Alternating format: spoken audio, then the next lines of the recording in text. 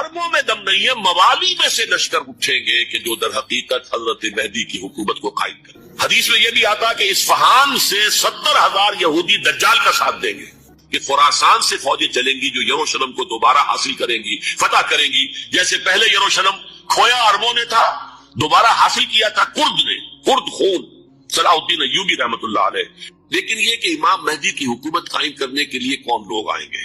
عرب جو ہے وہ اندر سے کھوکھلے ہو چکے، عیاشی نے، دولت نے، پیسے نے، دولت، پیسہ، عیاشی، اس کی وجہ سے کھوکھلے ہو چکے۔ یہاں میں آپ کو 2 حدیثیں سنانا چاہتا ہوں۔ سنن ابن ماجہ کی روایت ہے حضرت ابو ہریرہ سے رضی اللہ تعالی عنہ قال قال رسول اللہ صلی اللہ علیہ وسلم اذا وقعت الملاحم بعث اللہ بعثا من الموالی هم اکرم العرب فرسا واجودهم سلاحا یؤید اللہ بهم الدین، رواہ ابن ماجہ عن ابی ہریرہ رضی اللہ تعالی عنہ۔ جب ملاحم کا دور شروع ہوگا تو اللہ تعالیٰ اٹھائے گا ایک لشکر یا لشکروں پر لشکر موالی میں سے۔ موالی کون ہے؟ عربوں نے جب فتح کیا تھا اس پورے علاقے کو خلافت راشدہ کے دوران، اور پھر وہ لوگ جو ہے، ایک رائے تو یہ تھی کہ انہیں غلام بنایا جائے سارے آبادیوں کو، لیکن یہ کہ حضرت عمر کا اجتہاد تھا، اس کے مطابق جو غلام نہیں بنایا گیا تو وہ موالی کی حیثیت رکھتے۔ عربوں میں دم نہیں ہے، موالی میں سے لشکر اٹھیں گے کہ جو در حقیقت حضرت مہدی کی حکومت کو قائم کریں۔ دوسری حدیث سنیے عن عبداللہ بن الحارث رضی اللہ تعالی عنہ، اور یہ ابن ماجہ کی روایت ہے قال قال رسول اللہ صلی اللہ علیہ وسلم یخرج ناس من المشرق فیودعون للمہدی یعنی سلطانی، لشکر نکلیں گے، لوگ آئیں گے مشرق سے اور وہ حضرت مہدی کی حکومت کو جمائیں گے اور قائم کریں گے۔ اب ذرا نوٹ کیجئے کہ جزیرہ نماء عرب کے مشرق میں کون سے ملک ہیں؟ 3، ایران، افغانستان، پاکستان۔ یہ 3 سالڈ مسلم ممالک، مسلم آبادی اکثریت۔ ویسے تو یہ کہ آگے ہندوستان میں 20 کروڑ مسلمان ہیں، لیکن وہ 20 کروڑ جو ہے وہ تو 80 کروڑ کے اندر تحلیل ہو جاتے ہیں غیر مسلموں میں، لیکن یہاں جو معاملہ ہے یہ غالب اکثریت ہے۔ ان میں سے ایران کا معاملہ جہاں تک ہے نمبر 1 یہ کہ وہ شیعہ عقائد کے حصار میں بند ہے، اس سے ادھر ادھر ہونا اس کے لیے ممکن نہیں۔ حدیث میں یہ بھی آتا کہ اصفہان سے 70,000 یہودی دجال کا ساتھ دیں گے، لیکن بہرحال خراسان ایک صوبہ ہے افغانستان کا اس وقت بھی شمال مشرقی کونے میں، مجھے امید ہے وہاں سے خیر کی، کیونکہ خراسان کا لفظ وہاں پہ شامل ہے، اور حضور کی حدیث میں بعد میں آپ کو سناؤں گا کہ خراسان سے فوجیں چلیں گی جو یروشلم کو دوبارہ حاصل کریں گی، فتح کریں گی، جیسے پہلے یروشلم کھویا عربوں نے تھا، دوبارہ حاصل کیا تھا کرد نے، کرد خون صلاح الدین ایوبی رحمت اللہ علیہ۔ پھر عربوں نے کھویا ہے، لیکن لینے والے خراسان سے لشکر آئیں گے۔ یخرج من خراسان رایات سود لا یردها شیء حتی تنصب بإیلیا، خراسان کے علاقے سے کالے علم لے کر لشکر چلیں گے جن کے رخ کو کوئی موڑ نہیں سکے گا جب تک کہ وہ جا کر یروشلم میں نصب نہ ہو جائے۔ اس کے بعد نام آتا ہے پاکستان کا۔ یہ ہے میری اور آپ کی داستان، اور یہ ہے سبب جس کی وجہ سے کہ میں آپ سے یہ گفتگو کر رہا ہوں۔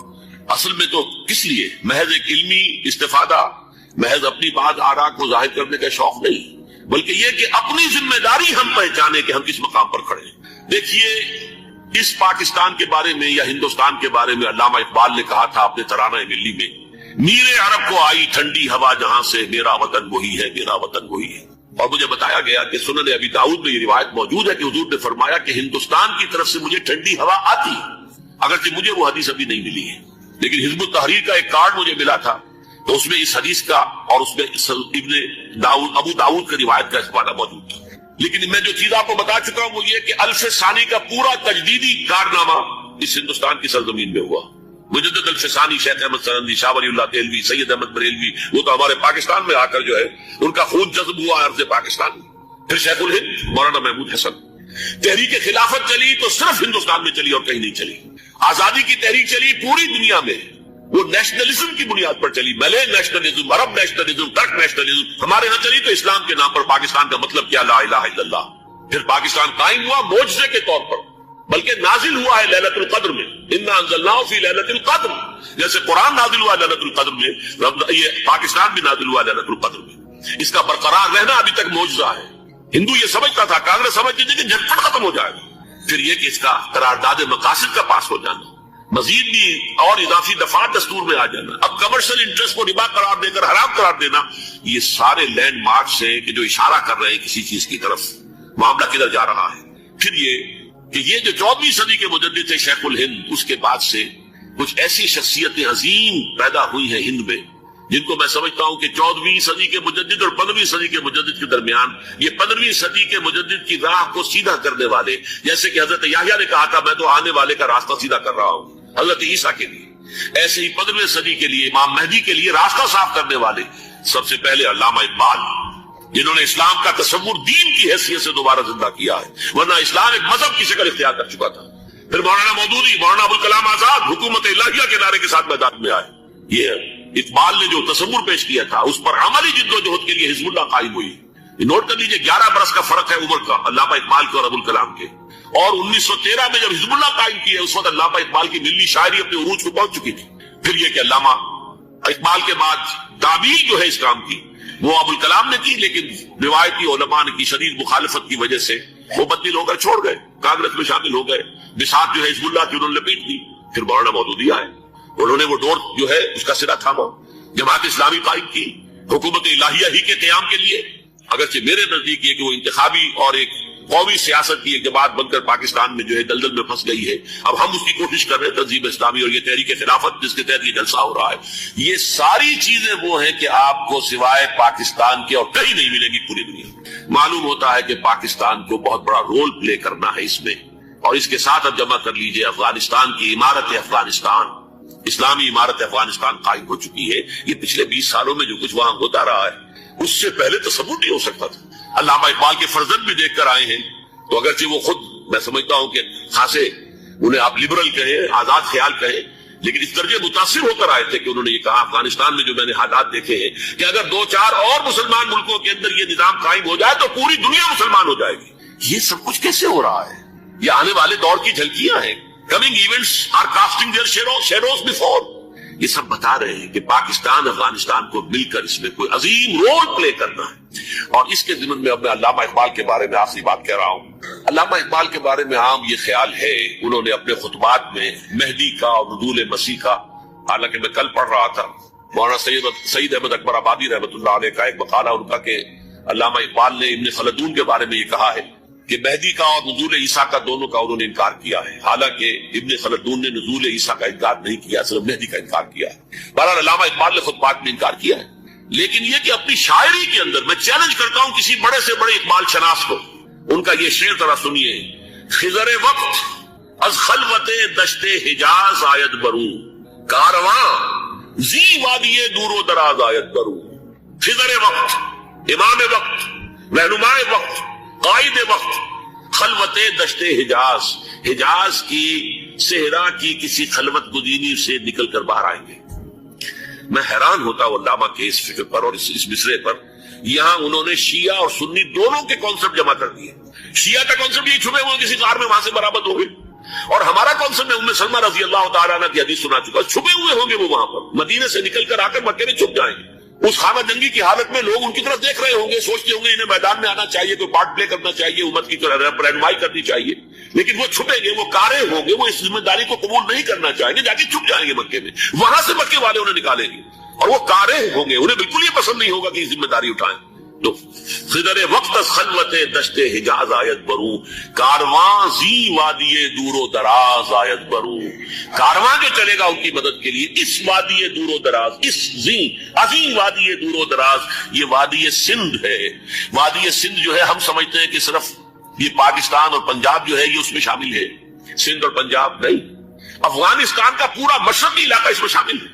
جیسے دریائے جہلم سندھ میں جا رہا ہے، جیسے دریائے گلگت سندھ میں آ کر ملتا ہے، جیسے دریائے چناب اور راوی اور جہلم اور یہ سب جا رہے ہیں اور آ رہے ہیں، اسی طرح دریائے کابل کہاں سے آ رہا ہے، دریائے گومل کہاں سے آ رہا ہے، ٹوچی کہاں سے آ رہا ہے، یہ سارا جو ہے ڈرین جو ہو رہا ہے ایسٹرن جو ہے پارٹ آف افغانستان، یہ سب وادی ہے۔ اس وادی کے یہ دو حصے ہیں، ایک حصہ جو ہے یہ ادھر پاکستان میں ہے اور اسی وادی کا دوسرا حصہ جو ہے افغانستان میں ہے۔ کارواں زی وادی دور و دراز آیت برو، کارواں چلے گا یہاں سے، یخرج ناس من المشرق یؤتون للمہدی یعنی سلطان ہی، مشرق سے فوجیں چلیں گی کہ جو مہدی کی حکومت قائم کرے گی، اور یخرج من خراسان رایات و سود، اور خراسان سے سیاہ پرچم چلیں گے کہ جن کا رخ کوئی موڑ نہیں سکے گا، حتیٰ تنصب بیلیا، یہاں تک کہ وہ جا کر یروشلم کے اندر نصب ہو جائے گی۔ حضرات میں ایک میری گفتگو کا حصہ باقی تھا لیکن میں اسے چھوڑ رہا ہوں، اس لیے کہ گلوبلائزیشن جو اس کی ہوگی، جو خلافت علی منہاج النبوہ کی تجرید کامل حضرت مہدی کے ہاتھوں عرب میں ہوگی، اس سے پہلے اس کے لیے محنت، کوشش، جدوجہد پاکستان اور افغانستان میں ہو چکی ہوگی جو اسے سپورٹ کرے گی اور وہاں جا کر حکومت قائم کرے گی۔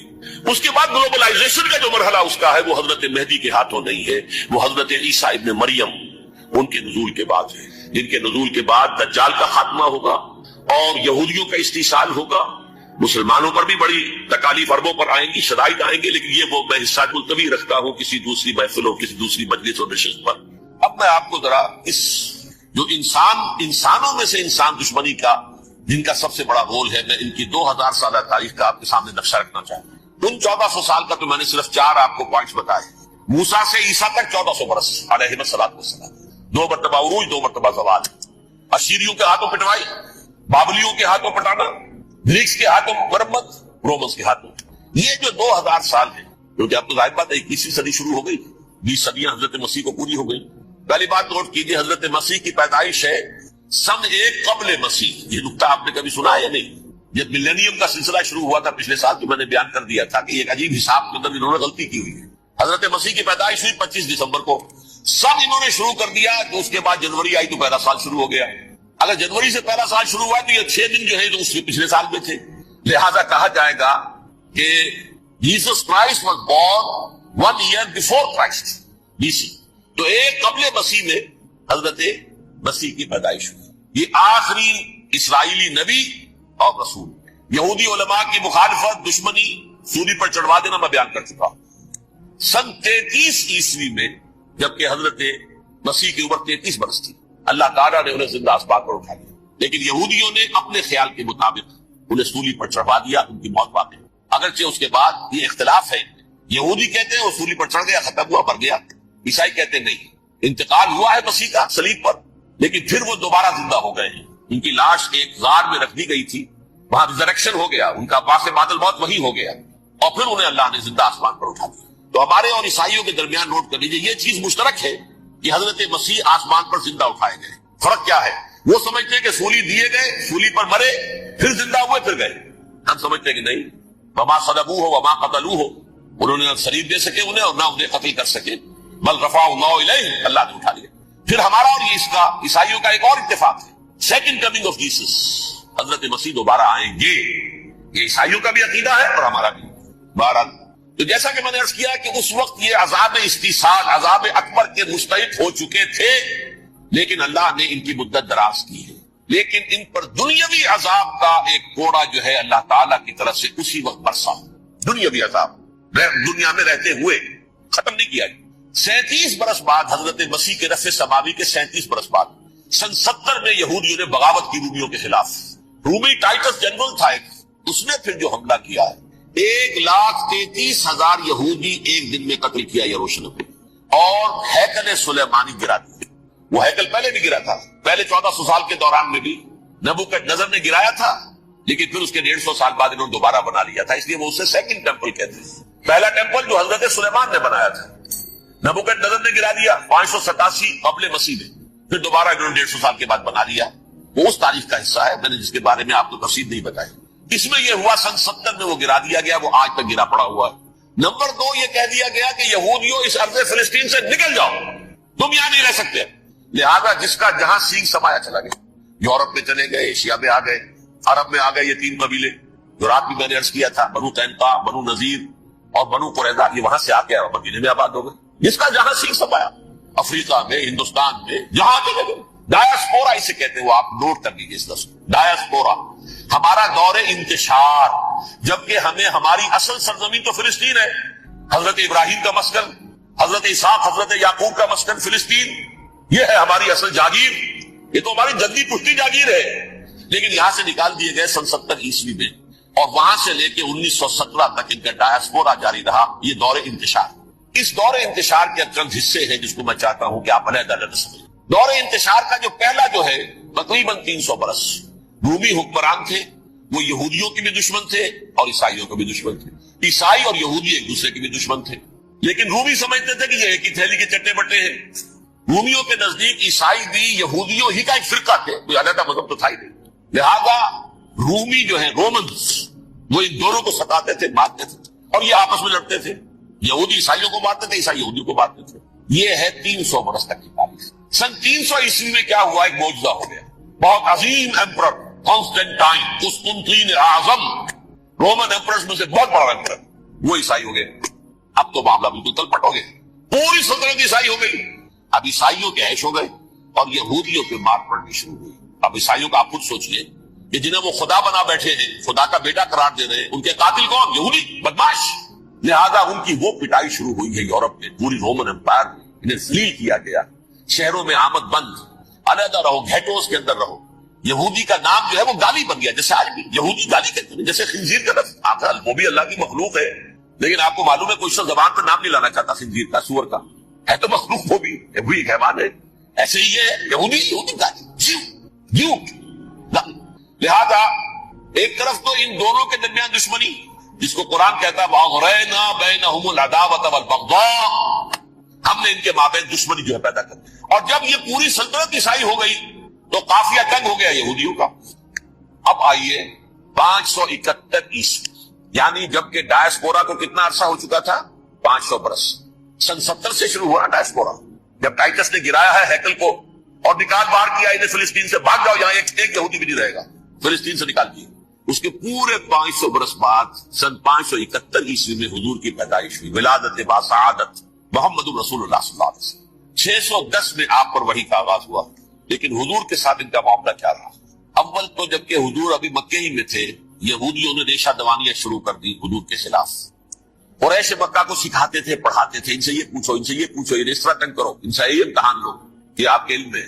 सूरह बनी इस्राइल में, सूरह कहफ में वो सवालात, जो इम्तिहानी सवालात आए थे, जुल्करनैन कौन था, असहाब कहफ कौन थे, वो रसूल बने फिरते हो तो बताओ, और ये रूह की हकीकत क्या बताओ। ये सारी रेशा दवानियां कर रहे थे बैठे हुए, अभी वहीं पर। हुजूर अभी पहुंचे भी नहीं। हिजरत फरमाकर हुजूर तशरीफ ले आए तो हुजूर ने, जिसे मास्टर स्ट्रोक कहा जाएगा, यानी स्टेट्समैनशिप का मास्टर स्ट्रोक, आपने मदीने में आते यहूदियों के साथ पैक्ट कर दिया, joint defence pact of Medina, कि अगर मक्के वाले हम पर हमला करेंगे तो हम मिलजुल कर एक कौम की हैसियत से मुकाबला करेंगे। ये मीसाक मदीना कहलाता है, जिसके बहुत गलत मानी पहनाए जा रहे हैं आजकल। 12 में मौजूद मेरा, चूंकि ये नहीं, मैं उधर नहीं जाऊंगा। लेकिन हुआ क्या?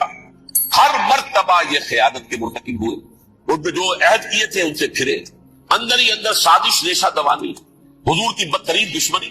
सूरह निसा की आयत नंबर 12 में, 14 में, 13 में फरमाया है, ला तज़ालु तत्तलिउ अला खाइनतिन मिनहुम, ऐ नबी हमेशा आपके इल्म में इनकी तरफ से खयानतें, बददियांतियां आती रहेंगी। और बार बार वो मुसलसल जंग की आग भड़काते थे, कुरैश को दावत देते, आओ आओ आओ, हम अंदर से बगावत कर देंगे, तुम आओ तो सही, खत्म करें मोहम्मद को और अहले ईमान को सल्लल्लाहु अलैहि वसल्लम रज़ियल्लाहु ताला अन्हुम अजमईन। लेकिन फिर जब वो आते थे तो ये दबक जाते थे, हिम्मत नहीं थी, मैदान के मर्द नहीं रहे थे। ये सूरह हश्र में उनका नक्शा खींचा गया है, खुले मैदान में मुकाबले की इसके अंदर सलाहियत ही नहीं।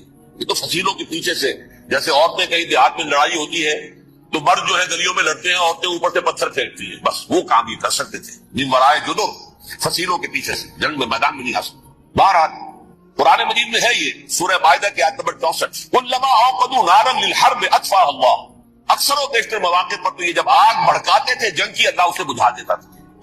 लेकिन 12 इसके बावजूद जंगें हुई, ग़ज़वा बद्र, ग़ज़वा उहद हुई कि नहीं? ये सारी इस असल शरारत नहीं थी। और इसके नतीजे में हुजूर ने फिर एक एक करके 3 कबीलों को सजा दी। ग़ज़वा बद्र के फौरन बाद बनु क़ैनुक़ा निकाले गए मदीने से, ग़ज़वा उहद के फौरन बाद बनु नज़ीर निकाले गए, और ग़ज़वा अहज़ाब के बाद बनु कुरैज़ा निकाल दिए। ये तो मैंने आपके सामने रख दिया सिर्फ हुजूर के जमाने में इनका क्या दुश्मन। रात भी हमने वो आयत पढ़ी थी, लतजदन्ना अशद्दन्नासि अदावतन लिल्लज़ीना आमनू यहूद वल्लज़ीना अशरकू, अहले ईमान की दुश्मनी में शदीद करीब तुम पाओगे यहूदियों को और मुशरिकीन। मुशरिकीन भी बाद में है, पहले यहूदी। हुजूर के बाद क्या हुआ आप ये नोट कीजिए, ये इनकी तारीख का दूसरा दौर। हजरत उमर रज़ी अल्लाह तआला अन्हु का खिलाफत है, बैतुल मुक़द्दस का मुहासरा किया गया, फसील बड़ी ऊंची, शहर अंदर से सेल्फ सफिशिएंट, हमले का रास्ता कोई नहीं, मुहासरा तूल खींच रहा है, लेकिन उनके पास रसद भी मौजूद है, पानी भी मौजूद है, वो दरवाजे बंद करके बैठे हुए। बिलाखिर अल्लाह ताला की मशीयत का दूर कैसे हुआ? उनके कुछ उलमा आए फसील पर, कहा देखो मुसलमानों, तुम क़यामत तक भी यहाँ पड़े रहोगे मुहासरा करके, हमारा ये शहर फतह नहीं होगा। हाँ, एक दरवेश बादशाह के हाथों ये शहर फतह होना है, लेकिन तुम्हारे अंदर हमें वो नजर नहीं आता। अबू उबैदा इब्न जर्राह रज़ी अल्लाह ताला अमीन हाज़िहिल उम्मा, उनका फौरन ज़हन गया, वो दरवेश बादशाह मदीने में बैठा हुआ है, उमर रज़ी अल्लाह ताला। अब एक और उमर भी है जो कंधार में बैठा है, नक्शा वही है, 7 मील की हद तक नक्शा वही, बिल्कुल अपनी आंखों से देखा वही। عمر اول عمر ثانی تھے عمر بن عبدالعزیز. اب ایک اللہ کے فضل سے اللہ تعالیٰ ایدہ اللہ بنصرتہ، اللہ تعالیٰ ان کی نصرت فرمائے، دشمنوں کو ان کے مقابلے میں نیست و نابود کرے. انہوں نے ریکویسٹ بھیج دی کہ حضور تشریف لائیے، یہ شہر فتح ہو جائے گا. وہ ہے سفر تاریخی، اتنا طویل سفر، تقریباً 700 میل، ایک اونٹ، ایک خادم، ایک منزل پہ امیر المومنین اوپر بیٹھے، خادم آگے چل رہا ہے، اگلی منزل پہ خادم اوپر بیٹھا ہے، امیر المومنین آگے جا رہا ہے. اور جب پہنچے ہیں تو وہ باری تھی خادم کی، انہوں نے ہاتھ جوڑ دیا، حضور خدا کے لیے تم کیا کہیں گے لوگ، وہ میرا برا حال کر دیں گے، تمہیں شرم نہیں آئی؟ امیر المومنین پیدل آگے چل رہے، نکیل پکڑ کر تم بیٹھے ہو اوپر براجمان ہو. حضرت عمر فرمایا دوڑو نہیں، باری تمہاری بٹ. اس حال میں پہنچے ہیں. اور پھر یہ کہ ابو عبیدہ بن الجراح آئے ہیں، استقبال کیا ہے تو دیکھا ہے کہ ساتھ میں چلے آ رہے ہیں. عمر نکیل پکڑے ہوئے چلے آ رہے ہیں، اور کہتے ہیں کہ کہیں کیچڑ ویچڑ تھا، جوتے خراب ہو گئے تھے، وہ بھی اتار کے ہاتھ میں پکڑے ہوئے، کپڑے تو تھے ہی پھٹے ہوئے. انہوں نے کہا کہ حضرت ابو عبیدہ نے، دیکھیے یہ بڑا متمدن ملک ہے، بڑا مہذب علاقہ ہے یہ، اگر آپ بھولیا اپنا دوست فرما دے تب جا کے پیش کروں، ہم آپ کو کریں گے.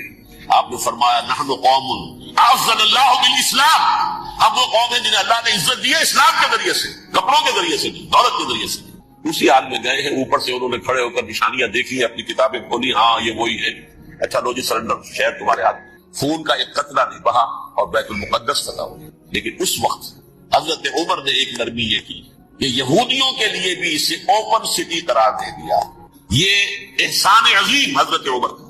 اس سے پہلے یہودی آ ہی نہیں سکتا تھا، داخل ہی نہیں ہو سکتا تھا، وہاں وہ آ کر وزٹ نہیں کر سکتا تھا، زیارت نہیں کر سکتا تھا اپنے مقدس مقامات کی. حضرت عمر نے یوں سمجھیے کہ تقریباً 550 برس کے بعد ان کے لیے راستہ کھولا ہے کہ ہاں تم آ سکتے ہو، زیارت کر سکتے ہو. لیکن یہ عیسائیوں نے لکھوایا معاہدے کے اندر، انہیں یہاں آپ آباد ہونے کی اجازت نہیں دیں گے، لیکن کم وزٹ دی پلیسز، دیکھیں زیارتیں کریں اور جائیں. یہ معاہدہ حضرت عمر کا ہے رضی اللہ تعالیٰ، جو پھر خلافت راشدہ کے بعد بنو امیہ نے بھی اس کو آرڈر کیا، بنو عباس نے کیا. پھر جو ہمارے یہ ترکوں میں اندر خلافت آئی تو ترک خلفاء نے بھی اس معاہدے کی پوری پابندی. فلسطین میں آ سکتے ہیں یہودی صرف زائرین کی حیثیت سے، وہاں آباد نہیں ہو سکتے. اب آئیے اگلا دور آیا حضرت عثمان کا دور خلافت. یہ ہے وہ وقت کہ اب یہود نے امت مسلمہ کی پیٹھ میں چھڑا. وہ کیسے؟ ایک یہودی عبداللہ ابن سبا اسلام کا لبادہ اوڑھ کر آ گیا، معاشرے کا جائزہ لے لیا. ان میں بنو ہاشم اور بنو امیہ میں جو پرانی کشاکش تھی اس کے کچھ نہ کچھ جراثیم باقی ہیں، اگر ان کو ذرا بھڑکا دے تو مسلمانوں میں انتشار پیدا ہو. کہا یہ عثمان کون ہے؟ یہ تو بنو امیہ میں سے ہے، یہ حق تو بنو ہاشم کا ہے، خلافت ان کے پاس ہونی چاہیے، محمد کے تو رشتہ دار وہ ہے صلی اللہ علیہ وسلم. عوام الناس کے اندر بات پھیلنی شروع ہوئی. پھر ایک بڑی سازش کے انداز میں حضرت عثمان کے خلاف پروپیگنڈا، حضرت عثمان کے جو عاملین تھے، گورنر تھے، ان کے خلاف پروپیگنڈا، اور ایسی ہوشیاری کرتے تھے کہ کوفے میں کوفے کے حاکم کے خلاف کچھ نہیں کہنا ہے، اجی مصر میں یہ ہو رہا ہے، اجی شام میں یہ ہو رہا ہے، اجی یہ جو عثمان ہے وہ یہ کر رہا ہے، یہ ظلم ہو رہا ہے، یہ لوٹ مار ہو رہی ہے، یہ خیانتیں ہو رہی ہیں. اب نہ تو اس زمانے میں مینز آف کمیونیکیشن، کیسے تصدیق کریں؟ افواہیں تو آپ آج کراچی کے اندر شروع ہو جائے تو پتہ نہیں چل سکتا کسی کو کہ کیا اس میں صداقت ہے کیا جھوٹ ہے. اور بری بات جو ہے فطرت انسانی کی کمزوری ہے، وہ فوراً قبول کرتا ہے. کسی کے بارے میں اچھی بات ماننے کو تیار نہیں ہوتا، لیکن بری بات تو فوراً تیار. بہرحال یہ فتنہ انہوں نے اٹھایا، حضرت علی کی الوہیت کا فتنہ اٹھایا، حضرت عثمان کے خلاف الفتنۃ الکبریٰ برپا کیا. حضرت عثمان شہید ہوئے. اس کے بعد 5 برس تک مسلمان ایک دوسرے کی گردنیں کاٹتے رہے، باغی خانہ جنگی ہوئی. امت کو وہ زخم لگایا ہے جو آج تک جس سے خون رس رہا ہے. یہ شیعان عثمان اور شیعان علی تھے جو بعد میں پھر سنی اور شیعہ ہو. اور آج فتنہ کس نے جگایا؟ ایک عبداللہ ابن سبا یہودی اور اس کے کارندے، شیطان کا ایجنٹ، اور انسانوں میں سے بھی اس کے جو بھی حواریین تھے اور شیطانوں کے اندر سے بھی انہوں نے بھی آگ کو بڑھتا ہے. یہ آپ سوچ لیجئے کہ یہ کس نے وہ زخم لگایا؟ یہود. اگلا دور آیا، خلافت راشدہ ختم ہوئی، بنو امیہ کا بھی دور کافی گزر گیا. طارق ابن زیاد 712 عیسوی میں حملہ کرتے ہیں اسپین پر. اسپین اس وقت عیسائیت کا بہت بڑا گڑھ، بہت بڑا گڑھ، بڑے کٹر ترین عیسائی جو ہے وہ اسپین میں تھے. لہٰذا یہودیوں کی وہاں بہت پٹائی ہوتی تھی، بہت پٹائی ہوتی. میں بتا چکا ہوں، دشمنی تھی ان کی چلی آ رہی تھی عیسائیوں کے ہاتھوں یہودیوں کی. وہ تو سن 300 عیسوی سے ایمپرر کانسٹینٹائن کے بعد سے شروع ہو گئی تھی. اس حوالے سے یہودیوں نے اس وقت چالیکی یہ برتی، کچھ راستے واسطے بتائے، کچھ مدد کی طارق ابن زیاد کی. طارق ابن زیاد نے انہیں اپنا محسن سمجھا، ہسپانیہ فتح ہو گیا. یہودی چونکہ محسنین کی فہرست میں آ چکے تھے، انہیں بہت اقتدار نصیب، بڑی سپورٹ مسلمانوں نے. ان کے بڑے بڑے علماء تھے اسی دور کے اندر پیدا ہوئے، بڑے بڑے تھنکرز ان کے اسی دور میں پیدا ہوئے. بن گوریون جو کہ ایک وزیر اعظم تھا اسرائیل کا، اس نے یہ لکھا ہے اپنی کتاب میں، Muslim Spain was the golden era of our diaspora. وہ ڈائسپورا جو 70 عیسوی سے شروع ہوا تھا اور 1917 عیسوی تک جاری رہا ہے، اس میں سے گولڈن ایرا ہمارا جو تھا وہ مسلم اسپین تھا. ہسپانیہ میں بیٹھ کر ہم عیش کیے، لیکن وہاں سے انہوں نے اور جو کچھ کیا، یہ تو داستان کے تو بہت سے گوشے ہیں، لیکن میں جس اسٹریٹ لائن میں چل رہا ہوں اس کے اعتبار سے ایک بات سمجھ گئی. وہاں بیٹھ کر انہوں نے اب عیسائیت کے پیچھ میں چھڑا ہوگا، پروٹیسٹنٹ مذہب پیدا کیا، تقسیم کر دیا. جیسے شیعہ سنی کی تقسیم عبداللہ ابن سبا، رومن کیتھولک اور پروٹیسٹنٹ کی تقسیم یہودی علماء. ہوتا کیا تھا؟ ہسپانیہ کی یونیورسٹیاں ہیں، کارڈووا میں ہے، ٹولیڈو میں ہے، گریناڈا میں ہے، ورناتا، قرطبہ، تولیتلا، اور وہاں آتے تھے لوگ. فرانس سے چلے آ رہے ہیں نوجوان پڑھنے کے لیے، جرمنی سے چلے آ رہے ہیں، اٹلی سے چلے آ رہے ہیں، 3 ہی ملک قریب قریب پڑھتے ہیں سینٹرل جو یورپ کے ہیں. یہاں پر جو ہے وہ اسلام جو نور پھیلا رہا تھا اس سے بھی مستفیض ہوئے، جہالت کے جو ہے پردے ان کے وہ چھٹے.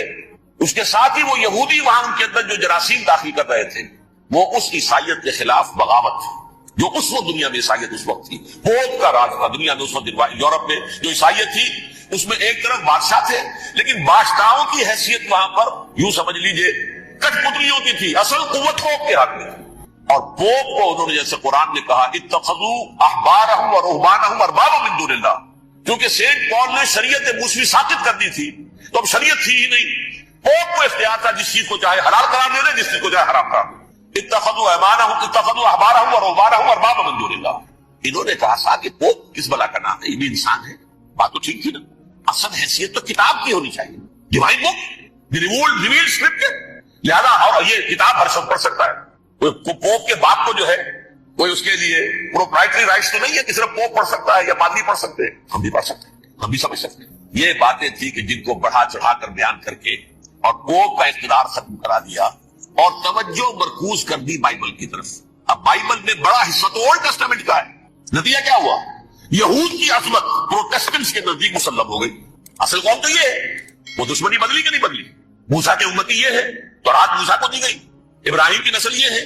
لہذا وہ جو دشمنی تھی، جو عداوت تھی کہ ہمارے خدا کو سوری چڑھانے والے ہیں یہ بدماش، اس کا ازالہ ہوا. اس پروٹیسٹنٹ مذہب کے نتیجے میں یہ میں اب آپ کو بتاتا ہوں کہ ایک نتیجہ وہ نکلا ہے جسے برٹرینڈ رسل نے بیان کیا ہے. اس کی کتاب ہے ان پریز آف آئیڈلنس، صفحہ 108. وہ لکھتا ہے کہ Christians retaining the Judaic belief in special revelation added to it the Roman desire for worldwide domination and the Greek taste for metaphysical subtleties. The combination produced the most fiercely persecuting religion that the world has yet known. یہ 3 چیزیں آ کر عیسائیت میں مل گئی. ایک تو جو اولڈ ٹیسٹمنٹ جو ہے وہ ان کے ہاتھ میں آ گئی، اور اس کے میں کچھ آپ کو بتا دیتا ہوں کہ اولڈ ٹیسٹمنٹ کی تعلیمات، کیونکہ یہ اولڈ ٹیسٹمنٹ جو ہے یہ محرف تھی. اصل تورات تو گم ہو گئی تھی 587 قبل مسیح میں، جب پہلی مرتبہ ہیکل جو ہے تباہ ہوا ہے اس وقت ختم ہو گئی تھی. اس کے کوئی 150 سال کے بعد انہوں نے یادداشتوں سے مرتب کر کے لکھی ہے. اب اس میں ان کے اپنے خیالات، اپنے امانی، اپنی توجیحات وہ شامل ہو گئے. لہذا میں آپ کو حوالے دیتا ہوں اس کتاب کے اندر مظالم کی جو تعلیم دی گئی ہے. اہل کتاب نے اپنے مظالم قتل عام کے جواز کے لیے تورات میں تبدیلیاں کی اور پیغمبروں پر دہشت ناکی اور بدترین حرام کاری کے الزامات لگائے. سنیے، پہلا حوالہ ہے یہ گنتی باب 31 آیات 17-18. اس لیے ان بچوں میں جتنے لڑکے ہیں سب کو مار ڈالو، اور جتنی عورتیں مرد کا منہ دیکھ چکی ہیں ان کو بھی قتل کر ڈالو، لیکن ان لڑکیوں کو جو مرد سے واقف نہیں اور اچھوتی ہیں اپنے لیے زندہ رکھو. یہ کسی اللہ کی کتاب کا یہ جملہ ہو سکتا ہے، کسی ریویل بک کا. اور سنیے، یہ ہے استثناء ڈیوٹرانومی باب 20 آیت 16-18. اور ان قوموں کے شہروں میں جن کو خداوند تیرا خدا میراث کے طور پر تجھ کو دیتا ہے، کسی ذی نفس کو جیتا نہ بچا رکھنا، جیسا خداوند تیرے خدا نے تجھ کو حکم دیا بالکل نیست کر دے. مرد، عورتیں، بچے، بوڑھے، سب. یہ کتاب مقدس ہے. اور سنیے، سیموئیل باب 27 آیت نمبر 9. اور داؤد نے اس سرزمین کو تباہ کر ڈالا اور عورت مرد کسی کو جیتا نہ چھوڑا. نمبر 4، ان سب آباد شہروں کو ماں، عورتوں اور بچوں کے بالکل نابود کر ڈالا. کتاب استثناء باب 3 آیت 6. یہ ہے جو کہہ رہا ہے برٹرینڈ رسل. کرسچینٹی میں آ کر یہ 3 چیزیں شامل ہو گئی. ایک تو یہ باربیرین، یہ تعلیم جو ہے، اور یہ مذہب کے نام پہ تعلیم، یہ کتاب مقدس کی تعلیم. نمبر 2، رومنز کے اندر جو ایک تمنا تھی ورلڈ ڈومینیشن کی، وہ عیسائیت کے اندر آ گئی. جیسے کہ پوری رومن امپائر جو ہے عیسائی ہو گئی، اسے وراثت کے اندر ورلڈ ڈومینیشن کی جو ایک تمنا تھی وہ مل گئی. اور پھر یہ کہ انہوں نے جو توہمات تھے یونانیوں کے، ان کو بھی اپنے ہاں مختلف شکلوں کے اندر جمع کر لیا. ان تین چیزوں کا the combination produced the most fiercely persecuting religion that the world has yet known. اس کے نتیجے میں دنیا میں تاریخ انسانیت کے اندر جو بدترین خوخار ترین مذہب ہو سکتا ہے وہ شکل عیسائیت نے اختیار کی. اور اس کا مظہر عدم کیا تھا نوٹ کیجیے. صلیبی جنگیں. ایک بات ٹائم ٹیبل کے اعتبار سے نوٹ کر لیجیے گا. فرسٹ ملینیم ختم ہوا, سیکنڈ شروع ہوا. ان کے 1000 سال ختم ہوئے تو 11ویں صدی میں سیکنڈ ملینیم شروع ہوا تو پہلی صلیبی جنگیں ہوئی. لاکھوں مسلمان قتل ہوئے. صرف یروشلم کے اندر اتنا خون بہایا ہے. یہ خود ان کے ہسٹورینز لکھتے ہیں کہ جب ان صلیبیوں نے جب گھوڑوں کے ساتھ وہ چل رہے تھے گلیوں میں تو ان کے گھوڑوں کے گھٹنوں تک خون کی ندی بہ رہی تھی. یہاں سے گزرے ختم کرتے چلے گئے. آبادیاں کی آبادیاں ختم. اگرچہ اس کروسیڈ میں گیہوں کے ساتھ گھن بھی پسا. یہودی بھی بہت مارے تھے. یہ فرانس سے جرمنی سے جب یہ کروسیڈرز آ رہے تھے 3000 میل کا سفر طے کر کے آئے تھے. سوچیے اسے. اربن ثانی پوپ جو تھا آگ لگا دی تھی اس نے پورے یورپ کے اندر. شرم سے ڈوب مرو, تمہارے مقدس علاقے مسلمانوں کے ہاتھ میں. انفیڈلز, یہ کافر, یہ مرتد, یہ ملحد. مسیح جہاں پیدا ہوا, مسیح کو جہاں سولی دی گئی وہ کہاں ہے؟ ان کے ہاتھ میں. وہ آگ لگائی ہے. 3000 میل کا فاصلہ طے کر کے یہ دور پہنچ رہی ہے. اور جو تباہی مچائی ہے تاریخ انسانی میں ایسی بربریت کی کوئی مثال. اور یہ ان کے اپنے ہسٹورینز لکھتے ہیں. شرم کے بارے میں ایسے محسوس ہوتا ہے جیسے ان کی گردنیں جھکی تاریخ میں. اگرچہ بھٹکے ہوئے ہیں لیکن کبھی بھولی ہوئی منزل بھی یاد آتی ہے راہی کو, اور بھٹکے ہوئے آہو کو پھر سوئے حرم لے چل. اس کی ضرورت ہے مسلمان کو پھر اس کا مقصد یاد دلایا جائے. پاکستان اس لیے نہیں بنایا گیا تھا کہ ہمارے ہاں ٹاٹے اور برلے نہیں تھے تو ہمارے پاس اس کے بھی باپ پر وجود میں آ جائے. اس لیے تو نہیں بنایا گیا تھا.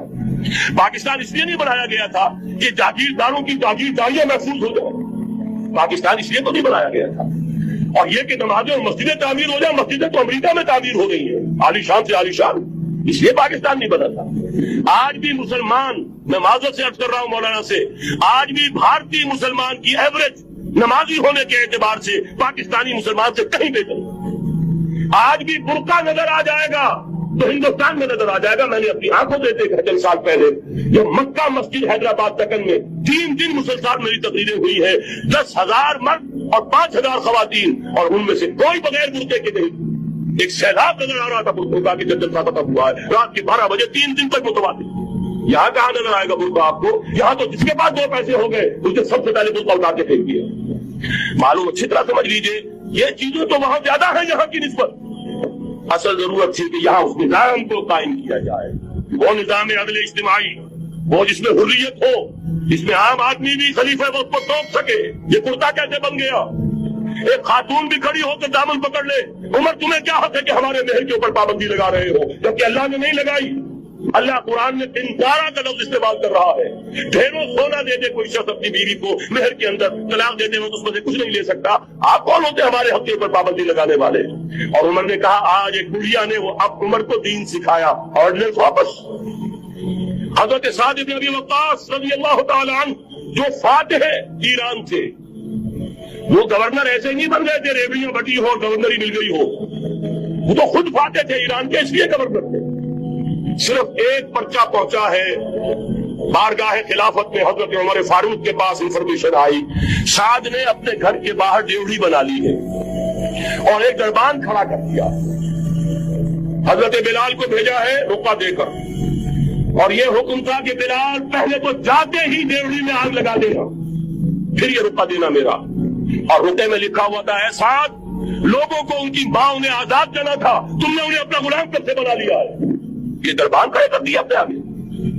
وہ حریت, وہ مساوات کہ جا رہا ہو خلیفہ وقت اور چارج لینے جا رہا ہے بیت المقدس کا, تو ذاتی علاج کے لیے نہیں جا رہا, سیر و سیاحت کے لیے نہیں جا رہا, چارج لینے کے لیے. بالکل سرکاری وزٹ ہے, آفیشل وزٹ ہے, اسٹیٹ وزٹ ہے. اور حال کیا ہے, 700 میل کا فاصلہ طے کرنا اور ایک اونٹ میں, کوئی انٹوریج نہیں, کوئی خدم و حشم نہیں, کوئی جمبو جٹ بھرے ہوئے نہیں, کچھ نہیں. ایک اونٹنی ایک خادم. اس ایک اونٹنی پر چونکہ راستے کا راشن بھی ہے زیادہ 2 آدمی نہیں بیٹھ سکتے, ایک بیٹھ سکتا. ایک منزل خلیفہ وقت بیٹھا ہوا ہے اوپر اور خادم نکیل پکڑ کر چل رہا ہے. اگلی منزل خادم اوپر بیٹھا ہے اور خلیفہ وقت عمر عبد الخطاب رضی اللہ تعالی عنہ, اور وہ آگے آگے نکیل پکڑ کر چل رہا ہے. یہ نظام چاہیے آج نوع انسانی. اس کے انتظار میں, اس کی تلاش میں نوع انسانی نے کتنے تجربے کر لیے, کیسی چھلانگیں لگائی, ملوکیت ختم کی، آسمان سے گرا کھجور میں اٹکا، جمہوریت آئی نام نہاد، لیکن وہ سرمایہ دارانہ نظام بن کر آگے سے بڑھ کر لعنت بن گئی۔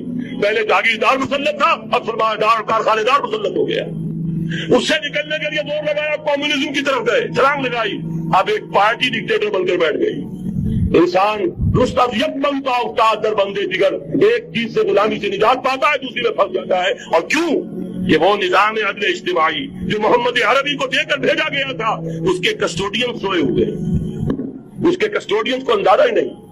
یہ نسخہ تو ہمارے پاس تھا، ہمیں عمل کرنا تھا اور دنیا کے سامنے پیش کرنا تھا۔ پاکستان بنایا اس لیے گیا تھا کہ ہم اس کا ایک نمونہ دنیا کے سامنے پیش کریں گے۔ قائد اعظم نے فرمایا تھا کہ ہم یہ چاہتے ہیں کہ پاکستان کی صورت میں عہد حاضر میں اسلام کے اصول حریت و اخوت و مساوات کا ایک نمونہ قائم کر کے دکھائیں۔ کہاں ہے وہ؟ بھٹک گئے، سو گئے۔ وَلَنُذِيقَنَّهُم مِّنَ الْعَذَابِ الْأَدْنَىٰ دُونَ الْعَذَابِ الْأَكْبَرِ، بڑے عذاب سے پہلے چھوٹا عذاب کا مزہ چکھائیں گے۔ لَعَلَّهُمْ يَرْجِعُونَ، شاید کہ لوٹ آئے۔ کوئی عجب نہیں، اور عذاب الادنا سے بعد ہم جاگے نہیں، ہوش میں نہیں آئے، کوئی عجب نہیں کہ بڑے عذاب کا کوڑا ہماری پیٹھوں کو برس گیا۔ لیکن مجھے یہ یقین ہے، نوٹ کر لیجیے، اگر یہ دوسرا امکان ہو گیا، خدا نہ خواستہ اللہ کے عذاب کا کوڑا ہماری پیٹھ پر برسا، مجھے یقین ہے اللہ ہندوؤں کو مسلمان بننے کی توفیق دے گا، لیکن اسلام کا بول بالا اسی خطے سے ہو۔ تاریخ میں یہ ہو چکا ہے آیا فتنہ تاتار کے افسانے سے، پاسباں مل گئے کعبے کو صنم خانے سے۔ تاتاریوں کے ہاتھوں کروڑوں مسلمان قتل ہوئے، لیکن اسلام نے تاتاریوں کو فتح کر لیا، اور پھر اسلام کا مسلمانوں کا دوسرا دور عروج انہی تاتاریوں کی مختلف شاخوں کے تحت ہوا۔ وہ تاتاری ہی تو تھے، وہ سارے ہورس، ٹرکش ہورس، ترکان تیموری، ترکان سبوی، ترکان سلجوقی، ترکان عثمانی، وہی تو اسٹاک تو وہی ہے آیا فتنہ تاتار کے افسانے سے، پاسباں مل گئے کعبے کو صنم خانے سے، اس لیے کہ حضور نے فرمایا مشرق سے ہوگا، جہاں سے فوجیں چلیں گی، تو کوئی عجب نہیں۔ بہرحال یہ دو امکانات ہیں، لیکن اس کا فیصلہ تیرے ہاتھوں میں ہے، دل یا بدن، سیدھی سیدھی بات۔ اگر تو اب بھی ہم ٹھیک ہو جائیں، جاگ جائے، ہوش میں آ جائے، قوم یونس کی طرح توبہ کر لے، تو بغیر عذاب کے کوڑے کے رحمت خداوندی ہم پر سایہ کرے گی۔ اگر ہم نہ جاگے تو وہ عذاب کا کوڑا آئے گا۔ یہ نہیں میں کہہ سکتا ان ادری قریب بعید ما توعدون، یہ میں نہیں کہہ سکتا، یقین کے ساتھ جانتا ہوں کہ آئے گا، لیکن یہ کہ اس کے بعد بھی یہی سے بول بالا ہوگا۔ اگر ہمارے ذریعے نہیں تو ان کے ذریعے سے، جو ہمیں شکست دے کر پھر اسلام قبول کر لیں گے، لیکن کیوں نہ پہلے ہی راستے پر چلنے کی کوشش کریں گے۔ اب نوٹ کر لیجئے، یہ کتابیں اگر آپ پڑھنا چاہیں تو کتاب الملاحم میں پڑھیے۔ بدترین عذاب عربوں پر آیا کھڑا ہے، سروں پر ٹنا ہوا ہے، بدترین ایسی جنگ ہونی ہے الملحمۃ العظمیٰ، جس کو کہ میں بھی آپ کو گواہی پیش کر دوں گا، جسے کہا گیا ہے لاسٹ کروسیڈ۔ بش نے بھی کروسیڈ کا لفظ بول دیا تھا، پھر واپس لیا اس نے۔ نکل جاتی ہے جس کے منہ سے سچی بات مستی میں، فقیہ مصلحت بھی سے اور ہندے بادہ خار اچھا، کروسیڈ کہہ کر پھر واپس لیا۔ یہ کروسیڈ، اس کے اوپر جس قدر نقصان ہونا ہے عربوں کا، گریٹر اسرائیل بنے گا، یہ عراق، شام، اردن، سعودی عرب کا کچھ شمالی علاقہ، ترکی کا جنوبی علاقہ، مصر کا صحرائے سینا، اور اس کے ساتھ ہی جو بہترین اس کا درخیز علاقہ ڈیلٹا آف نائل، یہ سب یہودیوں کے قبضے میں جائے گا۔ اس کو حدیث میں کہا گیا الملحمۃ العظمیٰ۔ عیسائی 80 علم لے کر مسلمانوں کے اوپر حملہ آور ہوں گے، اور ہر علم کے نیچے 12,000 فوج، 9.5 لاکھ فوج۔ یہ نیٹو کی تیاری کس کے لیے ہو رہی ہے؟ جب یو ایس ایس آر کا خاتمہ ہوا تو پوچھا گیا تھا نیٹو چیف سے، اب کس لیے؟ تمہارا وہ دشمن تو ختم ہو گیا، اب ہمیں اسلامی فنڈامنٹلزم سے نمٹنا ہے۔ وہ جانتے ہیں خطرہ یہی ہے، اب اسلام ابھر سکتا ہے، مسلمانوں کے سینوں کے اندر وہ آگ ہے، اوپر خاکستر آ گیا ہے، تم پہ اٹھانا بیٹھنا، یہ اندر سے انگارا ہے، اوپر سے راکھ ہے، اسے دھوکہ نہ کھا جانا ان کے دلوں کے اندر۔ اور بش نے کہا تھا مسلمان چاہتے ہیں کہ ہسپانیہ سے لے کر انڈونیشیا تک نظام خلافت قائم کریں، اور میں حیران ہوا تھا کہ اس وقت کو ہسپانیہ کا خیال کیسے آ گیا، ہمیں تو کبھی آتا ہی نہیں، ہم تو بھول گئے، وہ تو 500 برس پرانی بات ہے جبکہ وہاں سے ہمیں نکال دیا گیا تھا۔ اگرچہ اقبال نے کہا تھا ہے عرض فلسطین پہ یہودی کا اگر حق، ہسپانیہ پر حق نہیں کیوں اہل عرب کا؟ ہسپانیہ میں تو 800 سال حکومت کی مسلمانوں نے، اور ابھی 500 برس ہی گزرے ہیں نا۔ یہودی تو عرض مقدس سے 2000 سال نکالے گئے، انہیں نہ کیا بات کیا گیا، عربوں کے سینے میں خنجر پھونک دیا گیا۔ کوئی چھوٹا سا ملک جو چاہتا کرتا، کوئی پوچھنے والا نہیں۔ امریکہ جیسے اپنے بیٹے کی حفاظت کرے ویسے کرتا، اور حضور نے فرمایا ہے وہ جنگ جب ہوگی تو ایک باپ کے اگر 100 بیٹے ہوں گے تو 99 ختم ہو جائیں گے، ایک بچے گا۔ یہ حدیث صحیح. اور آپ نے فرمایا ویل للعرب من شر قد اقترب، عربوں کے لیے ہلاکت، عربوں کے لیے بربادی ہے اس شر سے جو قریب آ چکی. اور آج جس طرح انہوں نے ان کی تہذیب کو اختیار کر لیا، دبئی جا کر دیکھیے، بدترین مغربی معاشرہ جو ہے وہ دبئی کے اندر اپنے قائم کر کے دکھا. اب سعودی عرب اس راستے پر بڑھ رہا ہے، اور اس کے بعد نمبر 2 پر جو ہے ہم پاکستانی ہیں. لیکن میں اس کے پہلی بات جو کہہ رہا ہوں وہ تو یقینی ہے، اس میں تو احادیث صحیحہ موجود، اگرچہ اس کے بعد پانسا پلٹے گا، پھر حضرت مہدی کا ظہور ہوگا، حضرت عیسیٰ کا نزول ہوگا، اور وہ گریٹر اسرائیل گریٹر گریو یارڈ بنے گا یہودیوں کا، ایک ایک یہودی قتل ہوگا اور دفن ہوگا. یہ بات میں ہونا ہے. میں پہلی بات فرض کر رہا ہوں وہ پانسا پلٹے گا جب پلٹے گا. ابھی جو سامنے ہے وہ کیا ہے؟ جس ملحمۃ العظمیٰ کہا حضور نے، جسے آرمگیڈون کہتے ہیں عیسائی. آرمگیڈون کی اگر کہیں جا کر آپ دیکھیں گے، آپ ڈکشنری میں مانی کیا لکھا ہے؟ A very big war which will be fought between the forces of evil and good before the end of this world. اس دنیا کے خاتمے سے پہلے خیر اور شر کی قوتوں کے درمیان بہت بڑی جنگ ہوگی. ارمجدون اسے کہتے ہیں عربی میں، اور آرمگیڈون اسے کہتے ہیں انگریزی میں. اور یہ بائبل کی آخری کتاب کے اندر ہے، جو اس میں کہ مکاشفات یوحنا، ریولیشنز آف سینٹ جان. یہ تو میں کہہ رہا ہوں یقین کے ساتھ، اور زیادہ دور نہیں آیا چاہتا ہے. اس لیے کہ یہودیوں کا اور عیسائی جو کنزرویٹوز ہیں، نیو کنزرویٹوز، ان کا 5 نکاتی ایجنڈا ہے متفق علیہ، جس کے تحت یہ جنگ صلیبی شروع کی گئی ہے. وہ سن لیجیے آپ. آرمگیڈون نمبر 1، گریٹر اسرائیل قائم ہو جانا اس کے نتیجے میں نمبر 2، مسجد اقصی اور قبۃ الصغریٰ کو گرانا نمبر 3، وہاں تھرڈ ٹیمپل، وہ مسجد جو حضرت سلیمان نے بنائی تھی 1000 قبل مسیح میں، پھر برباد کی تھی نیبوکدنیزر نے، دوبارہ بنائی گئی، پھر دوبارہ ختم ہوئی 70 عیسوی تک گری پڑی. ان کا خانہ کعبہ گرا ہوا ہے 70 عیسوی سے لے کر آج تک. ایک دیوار ہے ویلنگ وال، جہاں جاتے ہیں روتے ہیں پلیٹ سے عبادت کرتے ہیں، وہاں وہ بنے گا تھرڈ ٹیمپل. اور نمبر 4 اس میں لا کر رکھا جائے گا تخت حضرت داؤد کا. یہ تخت کہاں ہے اس وقت؟ یہ لندن شریف کے اندر جو ان کی پارلیمنٹ کا جو چرچ ہے ویسٹ منسٹر ایبے، اس میں رکھا ہوا. ایک پتھر تھا جس پر بٹھا کر حضرت داؤد کی تاج پوشی ہوئی، پھر حضرت سلیمان کی ہوئی، پھر وہ پتھر رکھ دیا گیا جب حضرت سلیمان نے بنایا ہیکل مسجد اقصی. وہاں رہا وہ، ہر بادشاہ جو تھا یہودی اسی کے اوپر بٹھا کر اس کی تاج پوشی ہوتی تھی. سن 70 میں ٹائٹس نے گرایا اسے ہیکل کو، وہ پتھر لے گیا، وہاں سے روم گیا، روم سے آئرلینڈ گیا، آئرلینڈ سے اسکاٹ لینڈ آیا، اسکاٹ لینڈ سے انگلینڈ آیا، اور اب وہ رکھا ہوا ہے 14ویں صدی عیسوی سے آج تک. وہ ویسٹ منسٹر ایبے میں رکھا ہوا، ایک کرسی کی سیٹ میں اسے بنا دیا گیا ہے تخت کی شکل. اب انگریزوں میں کوئی ملکہ ہو، کوئی بادشاہ ہو جس کی بھی تاج پوشی ہونی اس میں ہو، یہ لا کر رکھا جائے گا تھرڈ ٹیمپل. اور اس پر یہودیوں کے خیال کے مطابق ان کا مسیحا آئے گا جو مسیح دجال ہوگا. عیسائیوں کے خیال کے مطابق حضرت عیسیٰ آئے گے، وہ ہمارا بھی خیال ہے حضرت عیسیٰ آئے گے علیہ السلام. یہ تو بات کی بات ہے نا. اس وقت جو عرض کر رہا ہوں عربوں پر بہت بڑا عذاب، اور پاکستان کا معاملہ البتہ یہ ہے، میں یقین سے نہیں کہہ سکتا. ہینگنگ ان دی بیلنس ہو سکتا ہے، اللہ تعالیٰ ہم پر رحم فرمائے، ہو سکتا ہے اگرچہ اسی پہ شرائط ہوگی. چمن کے مالک اگر بنا لے موافق اپنا شعار، اب بھی چمن میں آ سکتی ہے پلٹ کر چمن سے روٹھی بہار، اب ہو سکتا. اور یہ بھی ہو سکتا ہے کہ اللہ تعالیٰ نے معجزانہ طور پر ہمیں ملک دیا، ہم نے اللہ سے بدعہدی کی، وعدہ خلافی کی، غداری کی، لہذا سزا دی جائے اور ہم سے یہ ملک چھین لیا جائے. اس جسٹ پاسبل.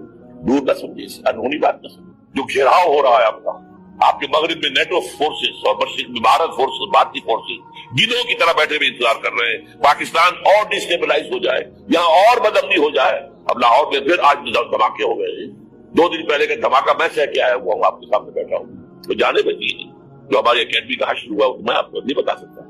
یہ سارا کیوں ہو رہا ہے؟ تاکہ یہاں بدامنی ہو جائے اور ہمیں جواب مل جائے.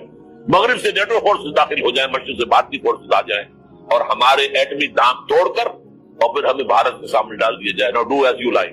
یہ ان کا نقشہ ہے. ہوگا کیا وہ اللہ جانتا ہے، ہوگا وہ جو اللہ چاہے. لیکن اللہ کا چاہنا جو ہے وہ کس پر منحصر ہے. یہاں انقلاب برپا کرو، یہاں اسلام لاؤ. اگر دھندوں میں لگے رہو گے تو وہ خود بخود نہیں آ جائے گا انقلاب. صحابہ نے جانیں دی تھی، کتنی تکلیفیں اٹھائی تھی. 12 برس تک مکی دور کے اندر بانشہ درویشی در ساز و دمادم سن، جو پختہ شبی خدرہ پر سلطنت جم سن.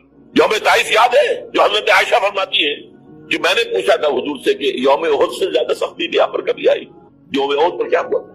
تلوار کا وار پڑا تھا آپ کے چہرے مبارک. یہ جو رخسار کی ہڈی ہے اس کے اندر وار گیا ہے. اوپر خود کی 2 کڑیاں تھی، وہ اس پہ گھس گئی. 2 دندان مبارک شہید ہوئے. وہ خود کی کڑیاں ایک صحابی نے اپنے دانتوں سے پکڑ کر کھینچنے کی کوشش کی، دانت نکل گئے، وہ نہیں نکلی، کیا جتن کر کے نکالی گئی ہوگی تو خون کا فوارہ آیا، اتنا خون گیا ہے کہ آپ بیہوش ہو گئے، گر گئے، اور مشہور یہ ہو گیا کہ آپ کا انتقال ہو گیا، شہادت ہو گئی۔ یہ سیرت کبھی پڑھی ہے؟ حضرت عائشہ کے ہوش کا تو یہی دور تھا نا، یوم طائف میں جو آپ جاتی بچی تھی، مجھے کیا پتا کیا ہو رہا ہے حضور کے ساتھ۔ 3 دن تک حضور مکے کی گلیاں اور وہاں کے اوباش لوگ پتھراؤ کر گئے تھے اس امید میں کہ شاید وہاں کا کوئی سردار ایمان لے آئے، تو یہاں تو ابو طالب بھی فوت ہو گئے، یہی دنیاوی سہارا تھا، خاندانی سہارا تھا ابو طالب کے ذریعے، اور گھر میں ایک دلجوئی کرنے والی رفیقہ حیات تھی، وہ بھی ان کا بھی انتقال ہو گیا۔ آپ نے کہا یہ عام الحزن ہے، اب تو سب کو طے ہو گیا قریش کو کہ آپ جیسے قتل کر دو، اسی لیے آپ گئے طائف، شاید وہاں کا کوئی بڑا سردار مانے ایمان لے آئے مجھ پر، جو میں اپنا مرکز ادھر شفٹ کر دوں۔ تینوں سے ملے ہیں، تینوں نے وہ جواب دیے، نکل جاؤ یہاں سے، میں تمہارے ساتھ بات بھی کرنے کو تیار ہوں۔